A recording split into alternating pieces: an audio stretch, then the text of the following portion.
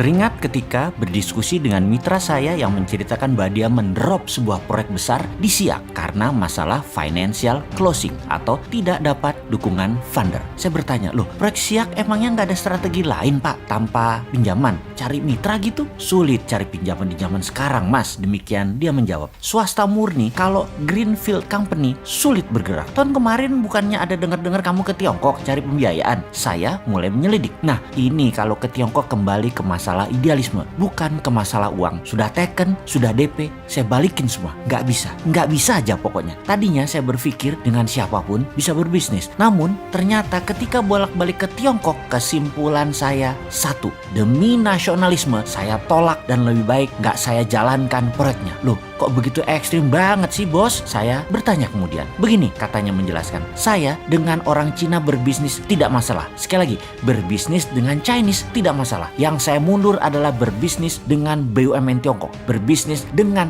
negara Tiongkok. Dengan mata kepala sendiri saya melihat dan memahami setelah bolak-balik dengan mereka dalam 1 tahun terakhir ini. Pertemuan demi pertemuan, diskusi dan menyaksikan sendiri apa dan siapa mereka. Tiongkok itu membagi dua secara global bisnisnya. Dalam negeri, swasta yang mengelola, yang bermain kira-kira 80%. Luar negeri, BUMN Tiongkok yang bermain hampir 90%-nya. Pemerintah dukung dana, dukung fasilitas lainnya ke BUMN Tiongkok untuk menggarap luar negeri. Dengan 1,5 miliar manusia di Tiongkok, mereka memerlukan pangan dan kerja buat penduduknya. Tiongkok membuat grand strategi dan policy. China is not a country. China is civilization. China itu bukan negara, tetapi komunitas. Diaspora Cina menguasai seluruh jagat raya. 2-5% di sebuah negara, pasti diaspora Cina berada di sana. Dan bagi mereka, yaitu Tiongkok, melihat mereka semua itu adalah satu civilization yang bisa dimanfaatkan akar budayanya. Lalu saya perhatikan,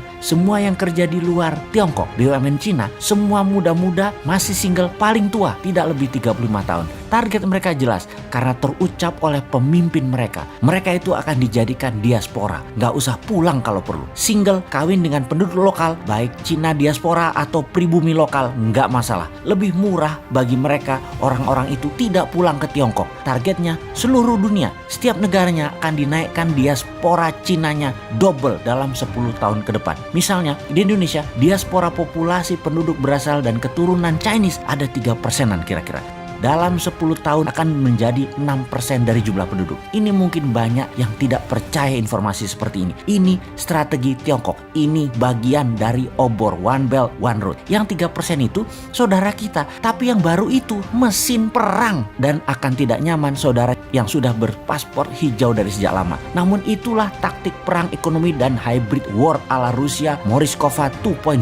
Strategi ini dipakai Rusia untuk mencaplok Crimea. Negara berdaulat itu diambil Rusia. Dunia hanya bisa diam. Semua orang yang bekerja di BUMN Tiongkok di luar negeri telah mengikuti semacam wajib militer. Mereka terdidik secara militan dan militer. Dengan pengetahuan ini, saya putuskan saya tidak akan berbisnis dengan BUMN Tiongkok. Ini sama saja dengan menjual bangsa, menjual negara, menjual NKRI. Lebih baik proyek saya tidak jalan daripada bangsa Indonesia tergadai. Dan sekarang saya jadi bingung dengan pejabat yang malah memfasilitasi Tiongkok masuk. Lalu BUMN Indonesia dengan BUMN Tiongkok bekerja sama. Diaspora tadinya sebentar lagi jadi ancaman nasional. Ini soft threat. Banyak yang terbuai uang, terbuai proyek, namun menggadaikan kedaulatan bangsa. Saya miris dengan ini semua. Dia melanjutkan monolognya. Saya berharap ini semua karena by accident dalam tanda petik. Karena alfa, karena lupa, karena pejabatnya lupa, karena ketidaktahuan pejabat. Namun kalau ini by accident dengan sengaja melakukan Cinanisasi, memasukkan diaspora Cina baru, akan mengikuti juga pastinya, yaitu faham yang berbeda dengan Pancasila, faham komunisme. Menurut saya, rakyat rasa tidak akan diam nih.